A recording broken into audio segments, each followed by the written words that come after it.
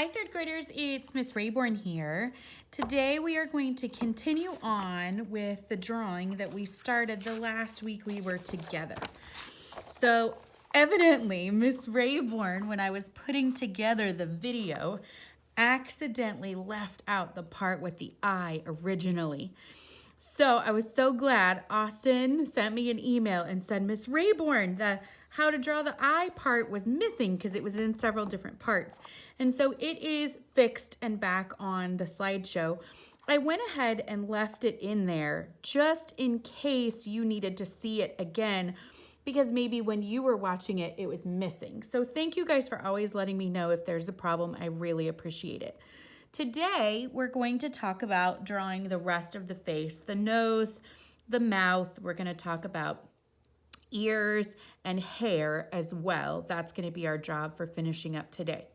So the last time we started, and we just reminded ourselves, just as quick reminders, that the eyes are in the middle of the head. So we drew that line right in the center of the whole head. Again, not just the forehead, which we're going to talk about when we talk about hair, but the whole head, right? Now the nose is half of the distance from the eyes to the bottom of the head or the chin. So half of the distance from this line to here is where we find the nose. Now when we draw the nose, Miss Rayborn likes to start with just the tip of the nose on that spot. And I'm going to draw a little lighter than you probably would want to in your sketchbook because, or a little darker, pardon me, other way around, because I want you to be able to see what I'm drawing. If I were you, I would draw kind of lightly as I was doing this. So this is the tip of my nose, and I'm doing a little erasing because I drew it nice and dark, but I think I drew it a little too big. So I have the tip of my nose here. The next thing that we would see is the outer edges of the nostrils, which is the flares of the nostrils on the other side. Now, it's pretty tempting for people to draw noses like this. Sometimes I see people draw noses like this. If I'm drawing a cartoon kind of a nose, my art teacher taught me when I was a little girl that I could draw the eyebrows and the nose all in one like this. So that's a possibility. But when we're thinking about a nose more realistically, we really don't see lines coming down. You could, if you really wanted to, draw just a couple of illusion lines on each side of your mark, especially if you're like Miss Rayborn and you have something that sits on those lines. I have glasses that sit on the edge of my nose right there. So it might be especially important for me to make sure to draw in those illusion lines of the edge of my nose because I need my glasses to sit right there on that. Here's the bridge of some glasses as I'm starting to draw them in, if you get the idea of what they might need to be or where they might need to be. So you can draw that in if you want to. The other thing that's super important are the nostrils. Now, the nostrils are the darkest part of your nose, and it always feels a little funny to draw them. They're sort of like little teardrops that are turned on their side. And you really do have to shade them in pretty dark. Your nostrils are one of the darkest places on your face. They're about as dark as your pupil in your eye. So I'm doing a little bit of adjusting here as I'm drawing. Remember I said I thought I drew that a little bit too big, but there we have a nose. I think I probably made my nose a little bit too wide, but again, this is a practice. We're all kind of learning and working together, right? So that's what I suggest that you do for a nose. Try it out and see how it goes for you. The tip of the nose, and then I drew the nostrils to the side. I gave myself a couple of lines that look like they're sort of illusion lines, which means they're not connected down to the nose. They stop. It just gives your eye the idea that they might keep going down, possibly. And then I drew in my nostrils, which are sort of tear-shaped, but they're almost kind of on their side, and colored them in nice and dark because nostrils are very dark places on our face, okay? The next thing that we're going to talk about is the mouth, and the mouth is half of the distance from the nose to the bottom of the chin. Now, we talked about this a little bit in the introduction video of how to draw a face and where things are on your face. But the tricky thing is that your mouth is actually, this is not the center of your mouth, this line. This line is the bottom of the bottom lip. So I like to start to draw in the bottom of the bottom lip here. The next trick is that there's a little kind of space right at the top of your top lip that looks sort of like the curvature of your nose from time to time. And it is sort of indented, sort of like that. This little space right here has a great name on your face. It's called the Cupid's bow, which probably has something to do with, Cupid is the god of love. And so it probably has something to do with that and possibly thinking about love and things like that. But that's the shape of what this is called. So I like to draw that shape in and then start to draw kind of the illusion of some lips. Now, my art teacher taught me when I was a little girl that lips aren't connected, meaning they're not gonna look like this. Sometimes I see people do like super kissy lips like this, right? We also don't have smiley faces like this, right? That's really tempting. But my art teacher said, try if you can not to connect your lips. They're not one big thing. As a matter of fact, sometimes they might not even be totally closed. This lip might have some space in between from where it's not quite closed. There's a little bit of space in between there. So try out some lips. Miss Rayborn probably made these a little fuller than I wanted to, but again, I'm working on a practice, right? So now we've taken care of a nose and a mouth, or we've tried our best, and we're gonna start thinking about some ears. Now I'm gonna draw my ears just right over the top. I'm gonna do a little bit of erasing because I've labeled the parts of the eye over here and I need a place where I can draw an ear. Now I want you to kind of feel on your face where your ears are. If you put your finger on the top of your ear and you follow it over, chances are you probably find about your eyebrow. So a good guideline for the ear is the top of the eyebrow. If you put your finger on the bottom of your ear and you go across on your face, chances are you line up with about the middle of your mouth. Not the bottom, not the top. Usually it's about the middle. Now, ears are something that keep growing our whole lives. So it's very possible that as a kiddo, your ears are not that big yet. But as an adult, that's about the right measurement. You would definitely need to feel on your own face if that's right for you. So Miss Rayborn drew my guideline in from the top of my eyebrow and also from the middle of my mouth. The other thing that's important to know about ears when you start to draw them is they start a little bit lower down than where this line is. And then they go upwards for a bit. You can sort of trace the line of your ear with your finger. That will help you. It goes upwards, and then the side of an ear, it's kind of tempting for people. Miss Rayborn sees two kinds of ears, either like this, way too big, or like this, way too small. But a lot of times people make these very rounded ears like this. Most of the time the ear sort of mimics the side of the face as it goes down. So it comes down until about that line, and then it goes back up again, doesn't it? My earlobe is detached, meaning that there's a space right here. I have a little flap of my earlobe that comes down.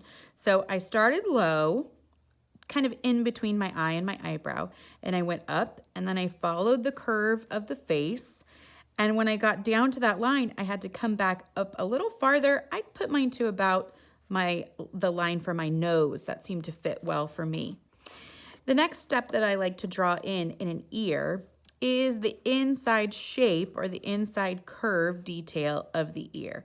Now, the inside curve detail of the ear will kind of mimic the same shape of the ear, right? Starts up here, goes up, comes back down, follows the shape of the ear. But it's not going to go all the way down here because I have an ear lobe. So I have to kind of guesstimate where I think that should go in. And that's how Miss Rayborn learned to draw an ear. I do know a few people that will even put the little bump into the ear on the side of your head. There's a little bump. Feel in your ear. you have a little piece of cartilage that is on the inside, sort of by your cheek. If you follow your cheek over to your ear, there's a little piece of cartilage there. And sometimes people like to draw that. You could, of course, draw in earrings and things like that if you decide you want to. It's totally up to you. Okay? So remember, guys, I don't think I've done a good job of saying this today, but feel free always to pause as you go. So hopefully you're not just watching this whole thing right now. If you are and you haven't started to draw yet, I would encourage you to pause, go back, draw yourself in your nose. You might need to even rewind a little bit. Draw the nose, press play when you're ready to draw the mouth, press play when you're ready to draw an ear. Remember, it's also okay to just draw on one side of the face. You don't have to do the whole face. We're just learning about proportion. Also, the most important thing to always remember is this is practice. It is not going to look perfect the first time or probably the second or the third time. This is why we practice, right? So let's talk about a neck. And remember, pause anytime you need to. A neck, I want you to kind of put your hands behind your ears and feel, like we did, comes down from behind the ears. It's very tempting to make necks really thin. Sometimes Miss Rayborn sees people make necks kind of like this that look like bobbleheads, and that's not something we want. Your neck comes down from the side of your ear, and it starts to go out past that off in kind of a gentle slope. It's not a straight line or a curve like a rectangle. It sort of gently goes into your shoulders, okay? So feel free to get that drawn in when you're ready, plus play, because we're gonna talk about hair. Okay, kiddos, so hair. This is our last challenge. Hair, of course, can be very difficult. The first thing that we have to talk about the fact is your hair doesn't start way up here on the top of your head coming out like this, right? Your hair is not sprouting off of the top of your head. Most of the time, your hair starts a little bit above your eyebrows, which is where your hairline is. You could even kind of feel on your own face, if you'd like to, about how high is it on, do you have a short forehead? Do you have a tall forehead? So your hairline will start farther down, right? The other thing is that your hair does not end right here where your skull is. Your hair is floating up here on top of your head, right? I don't look at someone and see most of the time their skull, if it's possible, I suppose, super short haircuts, you would be able to actually see the skin and the scalp through their hair because their haircut is so short. But for example, if you were looking at me, you wouldn't see the inside or the top part of my head because my hair is covering it, right? So draw in a hairline and then also the hair that's sort of floating up above, okay? Miss Rayborn's going to draw some longer hair for this one, and then I'm going to flip to a new page and I'm going to show you some ideas for shorter hair. So if longer hair is what you would like to practice drawing, you can listen to this part. If you would like to see an example of some shorter hair, feel free to just fast forward in the video until you see me flip to a new page, and then you could start to watch from there, okay? So to draw longer hair, I started with the fact that my hairline is here, which is farther down on my head, and I also have the hair that is up here on top. Now, Miss Rayborn parts my hair off to the side like this. I don't have a center part. Some people do. You'll have to think about how you draw your hair, okay? The other thing is that a lot of times my hair is kind of going across my forehead. It's not necessarily pulled back into a bun or something like that. So I have hairs that come across my forehead like this and around the back like this, right? So when I start to draw in that shape, and again, if I had an ear about there, it might tuck behind here, okay? Now I like to draw a few of the strands of my hair, but not a lot. I'm not a big fan of drawing hair kind of like this. I'm really more interested in the shape of the hair. So while I might draw in a few strands here and there going down, I'm not gonna draw each individual one, okay?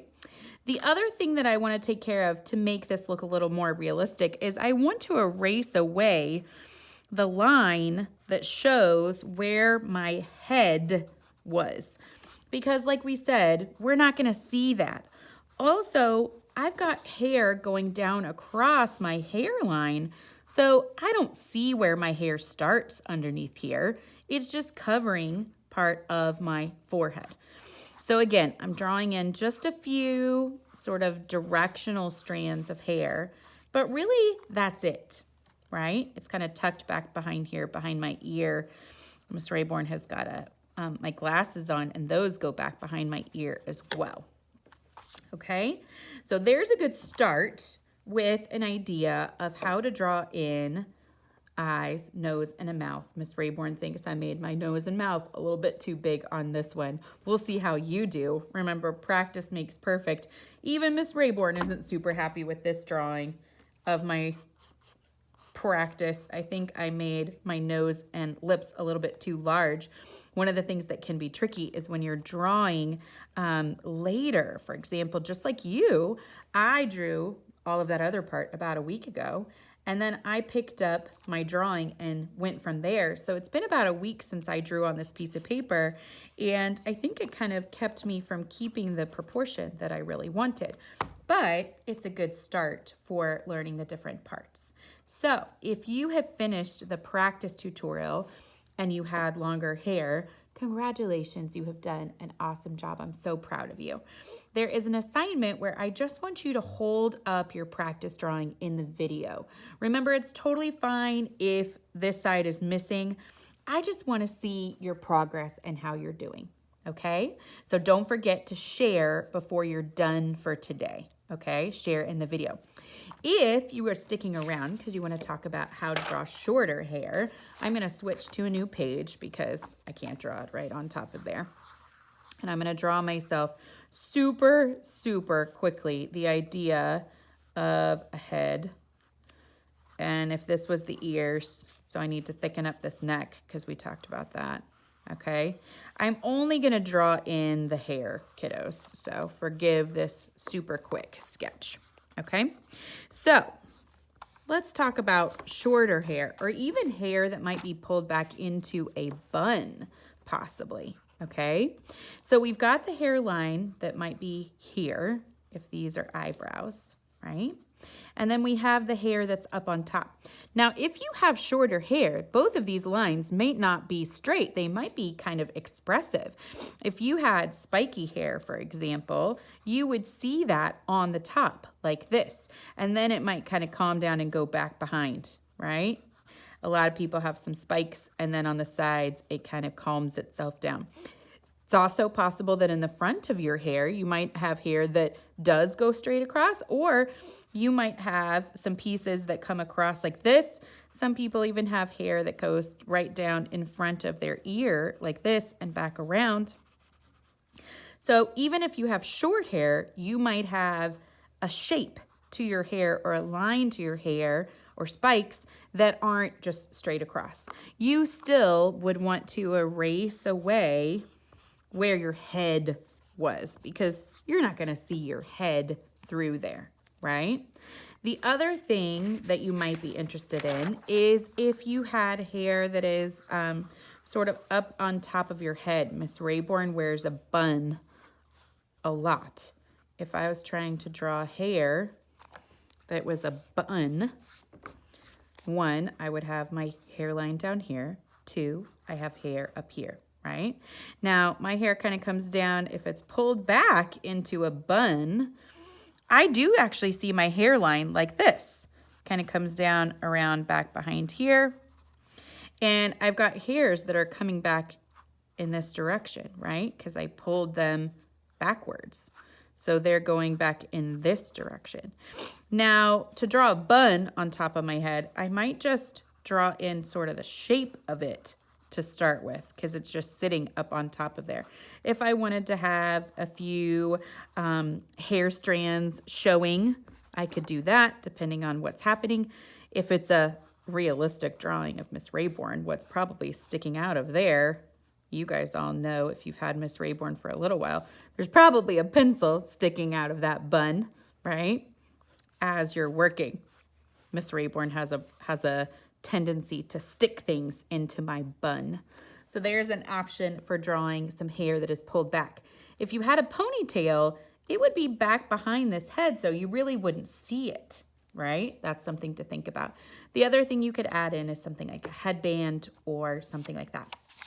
So now that we've talked about a few different kinds of hair, I hope you've had a chance to finish up. And go ahead and share with me your practice drawing in Schoology.